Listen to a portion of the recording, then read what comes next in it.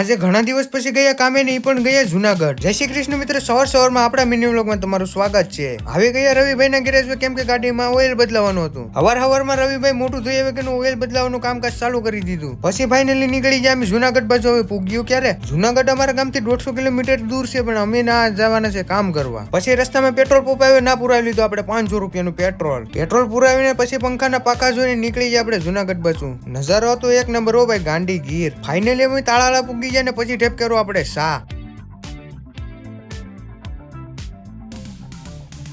રસ્તામાં જુનાગઢ જતી ટ્રેન આપણે જોવા મળી છે. આ ટ્રેન કાથી ઉપડે ને જરા કોમેન્ટ કરી દેજો. ધીમે ધીમે મારી દીધી આપણે સાસરમાં એન્ટ્રી ને ટાઈમ થઈ ગયો તો ઘણો બધો. પૂગ્યો ક્યારે? થોડીક જ વારમાં પછી અમને જુનાગઢ દેખાવ ચાલુ થઈ ગયો. ભાઈ જો ડુંગરા દેખાય. ફાઇનલી જુનાગઢમાં એન્ટ્રી કરી દીધી ને પછી આપણે કર્યો સવારનો નાસ્તો.